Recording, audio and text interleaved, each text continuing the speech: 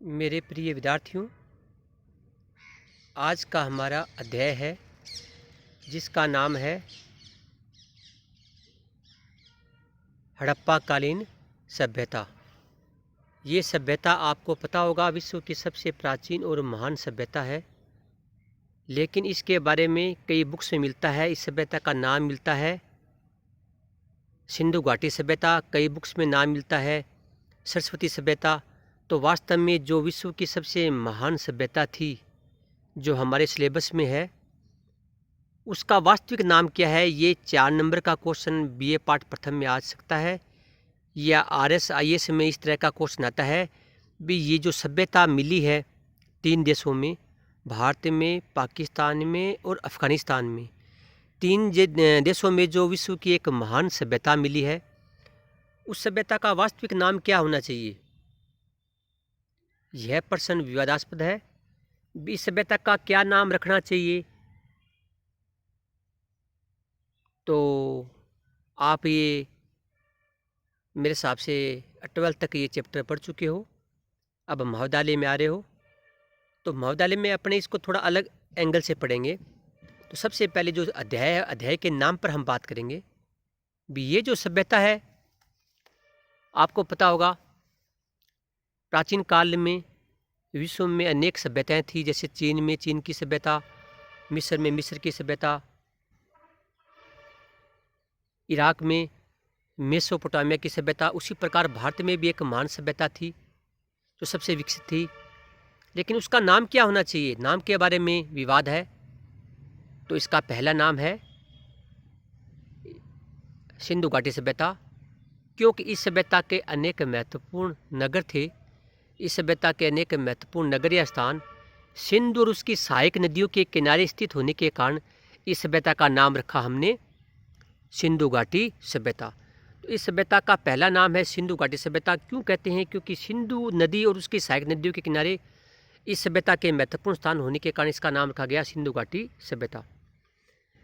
लेकिन यह मत भी मान्य नहीं है। दूसरा, कुछ राष्ट्रवादी भारतीय इतिहासकार हैं, वो कहते हैं कि जब सर्वाधिक स्थान भारत में मिले हैं, इस महान सभ्यता के जो सर्वाधिक स्थान भारत में मिले, तो इसका नामांकन भी भारतीय किसी नदी के नाम पे होना चाहिए। तो आपको पता होगा सरस्वती प्राचीन कालीन एक भारतीय महत्वपूर्ण थी नदी।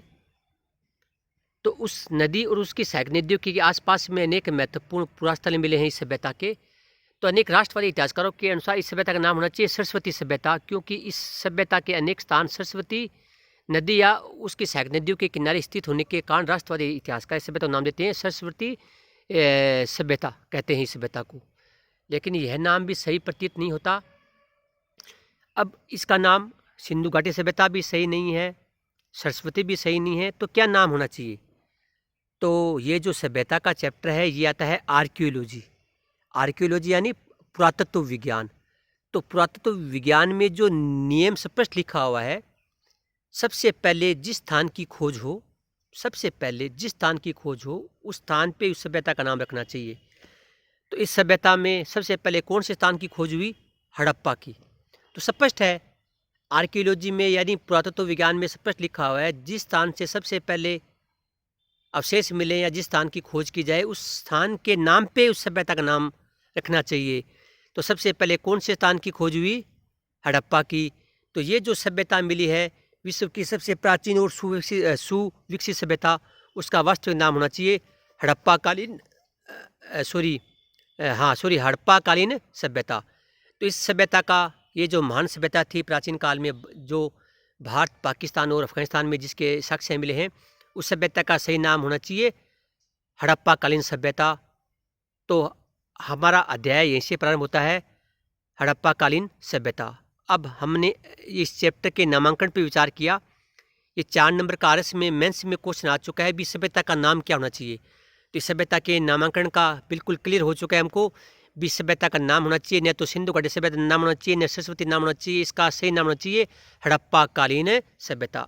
अगले अध्याय में हम पढ़ेंगे हड़प्पा कालीन सभ्यता की पृष्ठभूमि और उसकी प्रमुख विशेषताएं कौन कौन सी हैं। जय हिंद, जय भारत।